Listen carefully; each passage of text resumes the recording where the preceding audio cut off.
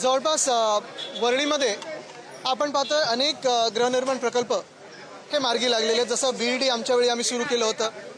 Police कॅम्पचं आम्ही सांगतोय की त्याचा देखील पुनर्विकास चांगला झाला पाहिजे. पोलिसांना घरं आणि रिटायर्ड पोलीस परिवारांना घरं. SRA देखील आपण पाहतोय अनेक स्कीम्स ज्या वर्षानुवर्ष रखडल्या होत्या त्या आम्ही मार्गी लावल्या.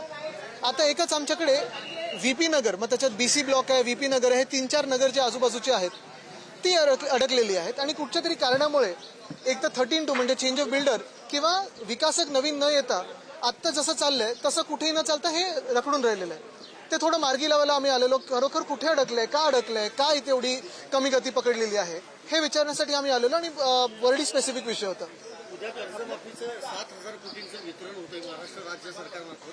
धाराशिवमध्ये एक धक्कादायक प्रकार घडलेला आहे. 700 रुपये उसने घेऊन अपंग शेतकऱ्यांना पीक विम्याचा हप्ता भरला होता.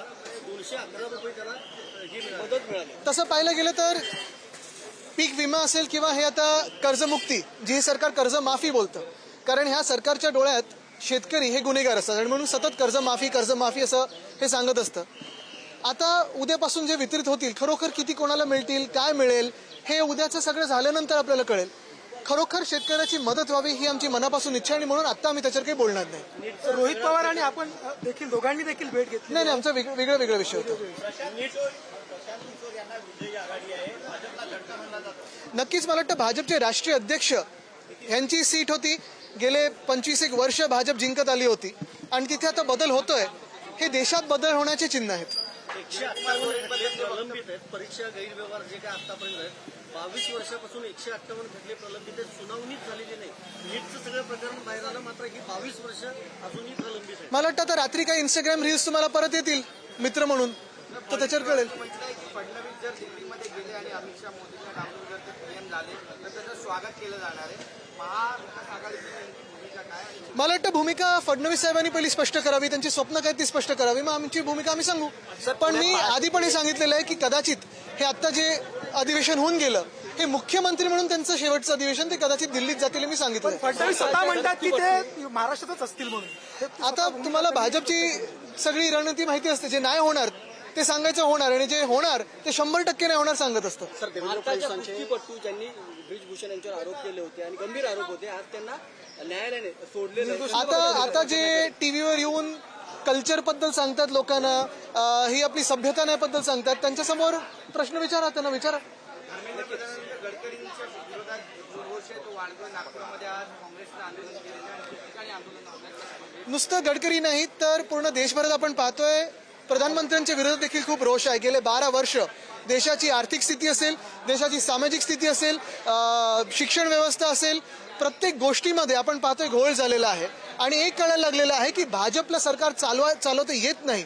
तसं पाहायला गेलं तर अतिरेकी हमले देखील किती झाले, तो किती इंटेलिजन्स फेलियर झाला हे दिसतंय आपल्याला. आणि हे सगळं झाल्यानंतर देखील आपण नुसतं भाषणं ऐकायची, त्यांची रील्स पाहायचे, पण पुढे काही होत नाही. E20मुळे किती लोकांचे इंजिन खराब झालेले आहेत. तसं पाहायला गेलं तर मुंबई गोवा महामार्ग झाला 10 वर्ष आम्ही ऐकतो की आता या डिसेंबरपर्यंत झालंय काय पुढे त्याचं? देवेंद्र फडणवीसांचे काका कोण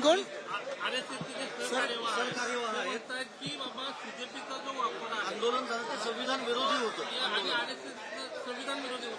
मला वाटतं भाजपला स्वतःचं संविधान या देशावर लादायचं हे दिसायला लागलं आणि म्हणून 2/3 मेजॉरिटी हे मागत आहेत. डिलिमिटेशन हा एक बहाणा आहे, पण जे अधिकार तुम्हाला दिलेत, जे हक्क तुम्हाला दिलेत ते तुमच्याकडून काढून घ्यायचे आहेत आणि म्हणून भाजप 2/3 साठी काम करते. मोहन भागवत 6 ऑगस्टला मोहन भागवत जेनझींबरोबर संवाद साधणार आहेत. मला वाटतं संवाद हा जर लाठीचार्ज करायच्या आधी, टिअर गॅस करायच्या आधी, त्यांच्यावर AK-47 चालवायच्या आधी, तरुण मुला मुलींना ट्रोल्सनी हैराण करायच्या आधी, माफी मागवायच्या आधी हे सगळं जर संवाद झाला असता तर धर्मेंद्र प्रधान यांचा राजीनामा घेण्याची वेळ आली नसती. हा संवाद खूप उशिरा होत आहे. देर आहे लेकिन दुरुस्त नाही आहे असं होत आहे. आणि त्यांना प्रीच करून काय होणार नाही, त्यांना सभ्यता आणि कल्चरबद्दल काय सांगून काय होणार नाही. संवाद हा दोन्ही बाजूनी झाला पाहिजे.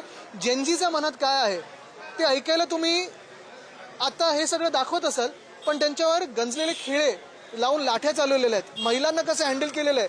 एका तरुण मुलाला धमकी दिली की तुझ्यावर 50 ग्रॅम ड्रग्सची चिटकू. हे सगळं जेनझी बरोबर झालेलं आहे, ते जेनझी विसरणार नाही. मुंबई महानगरपालिकेतील भ्रष्टाचाराचा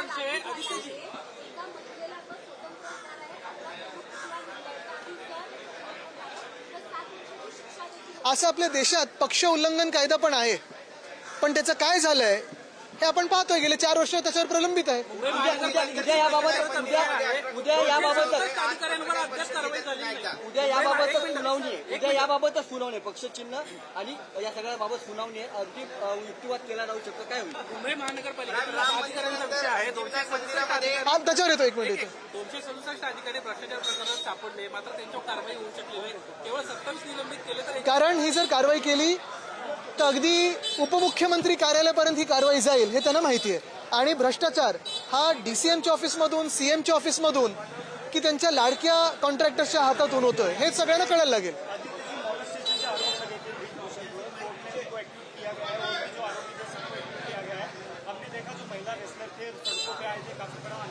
बिल्कुल, आज ये जो उनको अक्विट किया गया है या क्लीन चिट मिली है, जो अभी हमें पिछले 10 दिनों में कल्चर सिखा रहे हैं, भाषा सिखा रहे हैं कि ये सभ्यता है वो सभ्यता है, उनसे सवाल पहले हो कि ये किस सभ्यता में बैठता है.